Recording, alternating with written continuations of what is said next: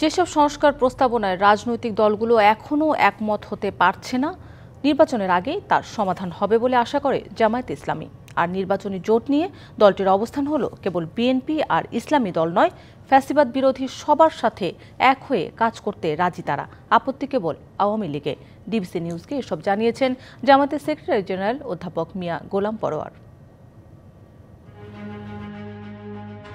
৫ই আগস্ট অভ্যুত্থানের পর যতই সময় গড়াচ্ছে ততই দ্রুত নির্বাচনের দাবি উঠছে রাজনৈতিক দলগুলোর মধ্য থেকে। জামায়াতে ইসলামী চাচ্ছে প্রয়োজনীয় সংস্কার ও হত্যাকারীদের দৃশ্যমান বিচারের পর নির্বাচন, আর দ্রুত নির্বাচন চায় বিএনপি ও অন্যান্য দলগুলো। জামায়াতে ইসলামী মনে করে এসব মতপার্থক্য মতবিরোধ নির্বাচনের আগেই আলাপ আলোচনার মাধ্যমে সমাধান হবে। ঐক্যমত্যের পরিবেশ তৈরি হয়ে যাবে, সরকার এবং দলগুলোর মধ্যে সে আন্তরিকতা ধীরে ধীরে কিন্তু বৃদ্ধি পাচ্ছে। প্ল্যাটফর্ম বলতে ইলেকশনমুখী হবে ইনশাআল্লাহ, আমরা আশা করি। বিশ্বমানের থার্মিক্স রড, সালাম স্টিল থার্মিক্স, দেশের একমাত্র থার্মিক্স রড। এর বিনিময়ে নতুন বাংলাদেশের স্বপ্ন যারা দেখছে, রাজনৈতিক দলগুলোকে সেই স্বপ্ন পূরণের জন্য অনেক ছাড় দিতে হবে, উদার হতে হবে, আন্তরিক হতে হবে।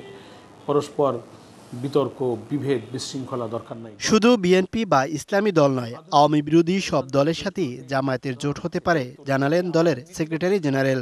আমরা যারা ফ্যাসিবাদ বিরোধী আন্দোলনে জুলাই আগস্টে ছিলাম, যারা আমরা জুলাই আন্দোলনের মিত্র, জাতীয় রাজনীতির প্রয়োজনে আওয়ামী ফ্যাসিবাদকে রাজনৈতিকভাবে বিদায় দিতে ফ্যাসিবাদ বিরোধী আন্দোলনে ময়দানে থাকা যে কোনো রাজনৈতিক দলের সাথে নীতিগতভাবে ঐক্যের ব্যাপারে জামাত প্রস্তুত আছে।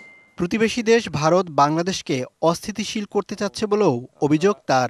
এই সুযোগে ভারত আমাদের সঙ্গে যে আচরণটা করছে, এটা মোটেই বন্ধুসুলভ নয়, এবং আমাদের সার্বভৌমত্ব, স্বাধীনতা, আমাদের অখণ্ডতাও তো তাদের কথাবার্তায় খুব নিরাপদ নয়। Mohaiminul Khan Apu, DBC news, Dhaka.